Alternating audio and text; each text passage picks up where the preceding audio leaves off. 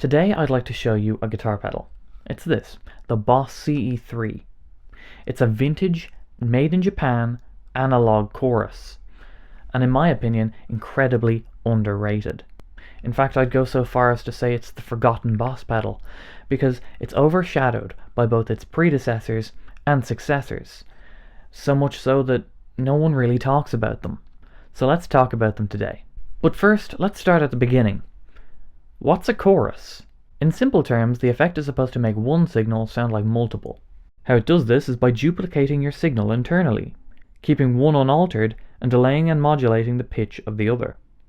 Then it combines those two signals, the dry unaltered signal and the wet modulated signal, to create one much wider, thicker sound. Chorus has been a thing since the 60s, made by multi-tracking guitar parts, but it became a commercially available effect in the 1970s. In 1975, Roland released the Jazz Chorus 120 amplifier, a solid-state amp that had the first built-in chorus and vibrato circuit. It was originally marketed towards keyboard players, but it was quickly adopted by guitar players. In 1976, Roland took the chorus and vibrato circuit out of the amplifier and put it into a large pedal enclosure. They called it the CE1, or Chorus Ensemble 1, and they released it with their brand new brand, Boss. This was the second ever product released by Boss, the first being the GE10 EQ. The pedal was a success, and a year later, in 1977, Boss released the first of their line of compact pedals, a line of pedals that are synonymous with Boss to this day. And with the success of that line in 1977, Boss took their chorus effect and put it into one of these small enclosures. To do this, however, some features from the original CE1 had to go. Only the chorus section of the CE1 made it into the CE2. There was no room for the vibrato. There was also no room for a stereo output, so the CE2 was mono. And finally, the CE1 was mains powered, while the CE2 could be powered by a battery or an external power adapter, just like the pedals that we know today. The result, though, was the CE2, which became an incredibly popular pedal which has been used on countless albums and by countless players. Originals go for hundreds, and they were so popular that Boss in 2016 released a reissue, a Wazacraft CE2, which had a CE1 mode and it could also be stereo. But going back, after a few years of steady sales of the CE2, in 1982, Boss released an upgraded version of the CE2. It's the pedal we're talking about today, the CE3. Now, this pedal was designed to replace the CE2 by offering the one thing that it couldn't: stereo outputs. It's got a rate knob, a depth knob, and the new stereo mode control. On mode 1, both outputs had chorus signals. This could be used with a mono setup.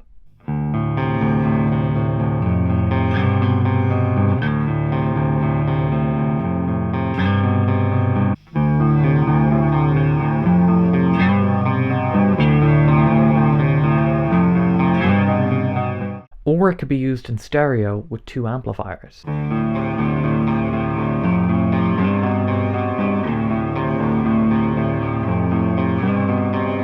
Mode 2 was exclusively designed for two amplifiers. Output A had a wet, chorused signal, and output B had a dry signal, perfect for a wet-dry rig.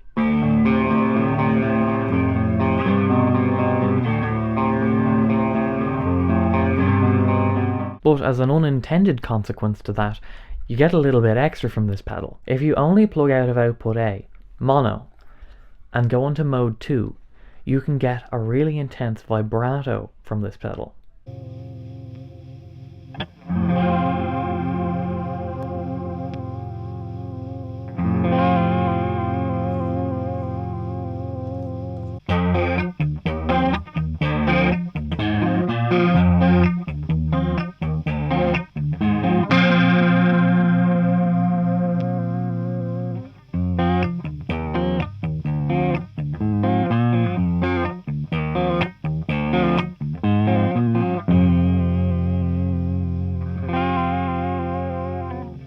Aside from its features, this pedal is historically important for Boss. Firstly, it was the first pedal that ever had a metallic finish, so that's kind of cool. But also, the control layout. This is the only pedal with 3 knobs in a row because it's inherently flawed. You can only see if the pedal is on if you're standing 90 degrees above it. If you're playing from any angle other than that, you can't see if it's on or not. Now this is the only pedal with that issue because they fixed it after. Any pedal that has 4 knobs will have a gap in the middle so you can see the light, and any pedal with 3 knobs will have a DS1 type control layout. Now when this pedal was released, it wasn't very popular. At the time, rack-based effects were starting to be used, and they had become far more popular than pedals. So there isn't a really long list of big-name players who used these. That's probably a contributing reason as to why they don't go for a huge amount on the second-hand market. Well, by now you're probably thinking, are these worth getting? And there's a few questions to answer first. Firstly, probably the most common question is, does this sound like a CE2 that it was designed to replace? And while I can't compare from the demos that I've seen, the answer is no. They sound close, but they don't sound the same. Not that either one is better than the other, just different flavors, but it's something to note. Are they worth the price? Right now, I do think so, yes. They're priced very fairly for what they do, and I like this pedal so much I bought a second one, because, well, even at the price of 2 of these, I wouldn't be able to afford a CE2. And don't be fooled by people telling you that they're rare. While there is a finite amount of them, they haven't been made since 1992, they aren't particularly rare on a second-hand market. There are a lot of them out there. Now this might change, but right now, that's the case. I've included a reverb link in the description if you just want to check out what's on the market right now. And that's an affiliate link, by the way, so I get 1% of whatever you buy if you buy something. Right, and finally, a very important part about this pedal is how do you power one? See, when these pedals came out, there was no standard to how you power different brands of pedal. Each different brand had a different adapter, a different way of powering. So these Boss pedals are powered with the Boss ACA adapter. What that means is, while it is a 9-volt rated pedal, and if you put a 9-volt battery in, it'll work perfectly. But if you plug in 9 volts of DC, it won't be powered to its full extent. The adapter that this pedal was designed to work with was actually providing closer to 12 volts. And then it steps down internally in the pedal. So when you plug in a 9 volt, it goes to 6 volts. So if you've got a 12 volt output, that's what these pedals work best with.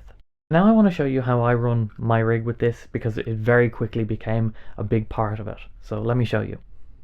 The guitar signal comes in through the junction box, into the tuner, into the Strymon Sunset for overdrive, then into this ABY box which splits the signal. One signal goes straight out into a Victory Kraken. That's my dry amp. Then the other signal goes into the CE3, which is set to mode 2 and is in mono. Then it goes into the front of the other Victory Kraken. That's my wet amp, which has a couple other effects in the effects loop. I tried using the CE3 in the effects loop. It just sounded a lot better in the front of the amp, so that's all what you've been hearing in this video. So now here's how I run my rig with it. It obviously sounds great with a clean tone. Here's that.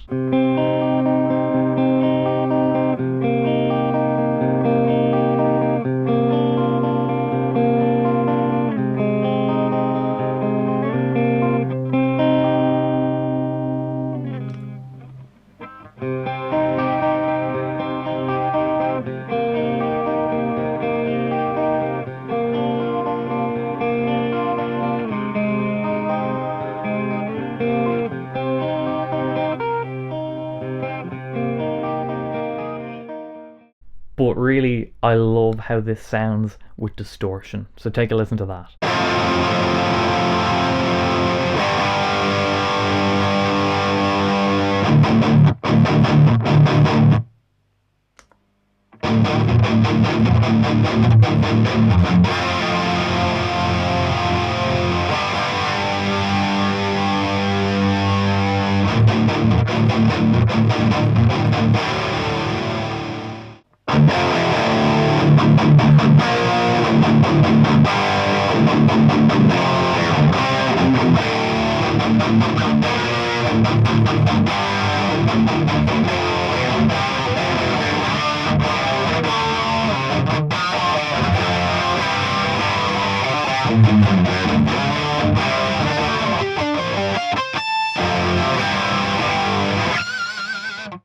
Alright, so that was the video. I hope you enjoyed. Consider subscribing, and maybe we'll see you next time. Alright, bye bye.